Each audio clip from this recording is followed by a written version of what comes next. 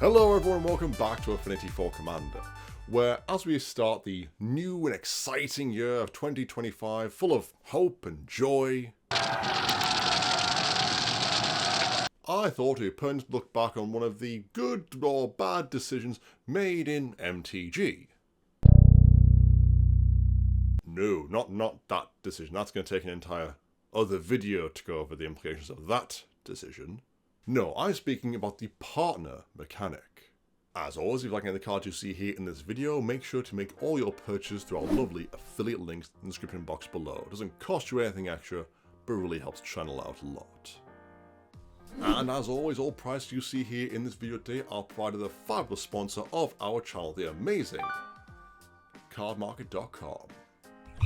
Now, partners were first printed back in the tender days of 2016 in the Commander decks of that year.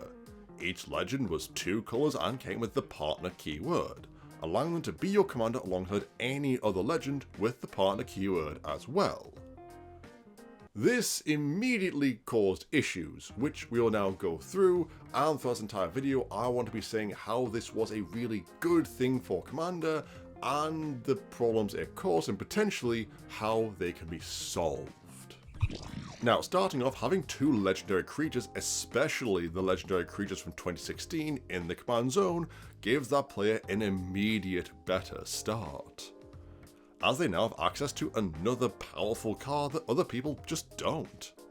If that card is something like Thrasios or Kaidel, representing card draw or mana respectively, then you get a huge advantage in terms of ramp and card draw over your opponents rather than just having one legendary creature that can usually do one or the other. Now, keeping with the 2016 partners for a moment, one of the big issues people have with them is that each of the partner commanders themselves are already pretty damn good. Thrasios by himself, with his generic mana needed for his amazing ability, is already pretty damn good by himself.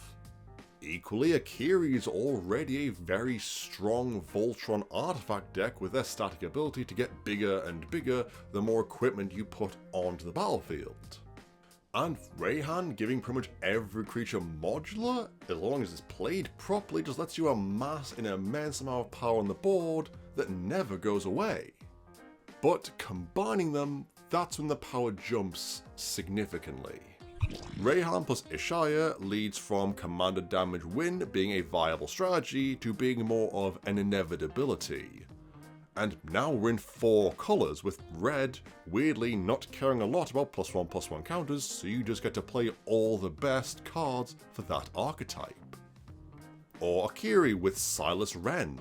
Suddenly we've got at least one more artifact for Akiri's power and a way of retrieving any destroyed artifacts or ones we've sacrificed. Oh, and we're also now again in 4 colours, with again green not being really the colour to care about artifacts. And now here's where we're starting to see one of the other issues. Being able to add colours to decks and legends monumentally boosts the power to any deck by increasing the card pool available to it.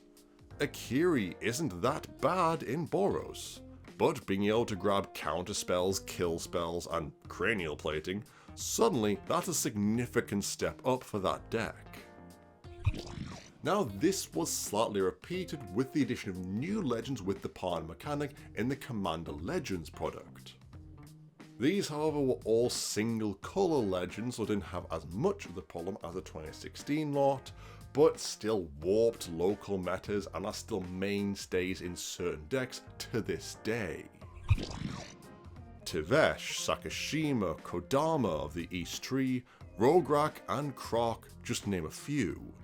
Even Mark Rosewater himself has stated that when asked about mechanics he regrets, has stated, quote, "My first hunch is partner. I think we would be happier if we only ever made monocolor cards with partner." This really highlights the fact that the ability to easily make 4 color decks is the issue, which speaks to an idea often talked about, which is homogeneity. If every archetype can play all colors, this will naturally evolve into the same deck, as there is little to no meaningful restriction beyond self-imposed sub-themes or budgetary ones.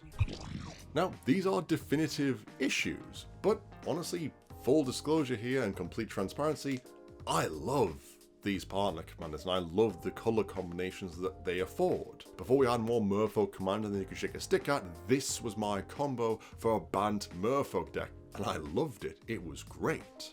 I did used to play an Akiri Sars Ren Voltron equipment deck and it was disgusting. And I did for the longest time play Thrasios and Tymna as my cEDH deck, and yeah, it's a damn good deck. I love the notion of swapping around commanders to be able to play big butt tribal with Akira and Ludovic. However, I 100% understand that that is not what a lot of players have gone with, and just 4 colours all the good +1/+1 counter cards with 2 already decent commanders leads to many and annoying and generally overpowered games simply by the nature of the commanders being used. However, in a move so colossally monumental, we should all collectively give one appreciative nod towards Wizards HQ. Nice. Wizards of the Coast have tried to fix partners and have different ways and are experimenting with how to correct the problems. And some of them I think have even been rather effective. The first iteration came in 2018 with Battlebond, a set designed to be played as a 2-headed giant draft format, and introduced a ton of cool new cards, as well as the innovation of Partners With.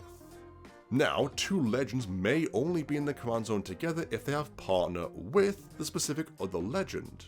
So for example, Pia and Toothy being a great Simic coloured +1/+1 counters deck, or Krav partnering with Regna for a good old fashioned token aristocrats deck. Now the rest perhaps weren't so great, but the innovation was there and it's been repeated a few times in the Commander 2020 decks. Each had their own partners with commanders, and even in the Universes Beyond Doctor Who set as well. This gives the decks definitive colours and strategies to work with, which, on a small side note, still the best companions and I will fight you on that. As an added bonus as well, these partners with commanders also go greater than 99, as on ETB they get to go search for their other legend, which, tutoring is always a bit contentious in Commander, but no one really minds this as you're tutoring for one specific card. And again, also tends to be massively flavourful.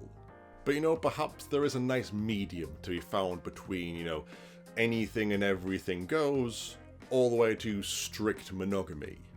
Maybe there is a middle ground that the partners can find. And this was tried out with some success within the Stranger Things secret lair, and then later their in-universe counterparts, each having the Friends Forever keyword, which is essentially partner, but only with other legends that have the Friends Forever keyword, which, if we take into account all legends printed with this keyword, you can get quite a few different possibilities, colour combinations, and strategies. Hell, by using 11 and Mike, then you can even get a 5-colour deck. Now, it's a 5-colour deck where the commanders have absolutely nothing to do with each other, bit of a flavour fail there perhaps, but a 5-colour deck nonetheless. Now, there is a reason why these cards don't see as much play. It's not because of the fact they're in a secret lair or only in select slots in boosters. It's primarily because despite being able to have those 2 cards in the command zone, they're just not very good. Certainly no one is breaking open our trade binder because they hear we've got an Elmar in there, but definitely we'll get some heads turning if we say we've got a Tymna for trade now, won't we? But don't get me wrong, I do think we're getting somewhere with the partner mechanic here. Having partner as an open-ended keyword for anyone to go with anyone else will inevitably lead to some combinations rising to the top, something you can always see from literally any cEDH meta list, with some partners being forgotten about completely and others being used literally just to add relevant colours to the true commanders of the deck. And then you've got what Mark Rosewater himself has said about it being a bit of a design mistake to give them all 2 colours back in 2016, which, when the head designer themselves say you should take it, at least semi-seriously. The partners with cards are fun, but leads to kind of the opposite problem where there's too much linearity. The creatures realistically are better in the 9 to 9 of a deck, simply due to the fact that they can shoot at one another to hand. So we're no closer to solving the inherent problem with commanders with partner, especially the 2016 ones. And indeed, more of the same have since been added in Commander Legends, offering more combinations, unique win cons that even play around the format's unique rules, and doing whatever it is Croc is doing. But they again were only single colour, so those decks didn't devolve as much into the normal 4-colour good pile stuff as their predecessors tended to. So we come to this. What's the solution? Problems of too high a power level for each commander, too many colour options leading to players choosing just the best cards rather than synergistic ones, and ultimately, if only little, still having an advantage over other players by just having 2 cards to play in the command zone rather than 1. So, here's my proposal. Keep the Friends Forever mechanic. Have it centered around a theme or a plane, for example, for all future sets. Make it like Innistrad Friends. Might need to workshop that. But in limiting the number of creatures that can use that does help and buffer them for future play. Just, we need to pump up their power ever so slightly, just a little bit, just so you know that people don't have to use Scryfall to remember what any of the cards do. But the fact of the matter is, some things do need to change, as rarely a month goes by where I don't see at least one Instagram post or tweet about someone saying that Thrastos should be banned or that Malcolm is boring to play against. I don't think they're there yet. I think they're fine cards, but we definitely need to be doing something going forward and not just printing more and more partners, as that will only cause the problem to increase. Partners have many problems. The best thing to do is to use them all to have a weird and fun deck. Get into some weird interactions with them, enjoy playing them around, see how many different ones that you didn't even know existed.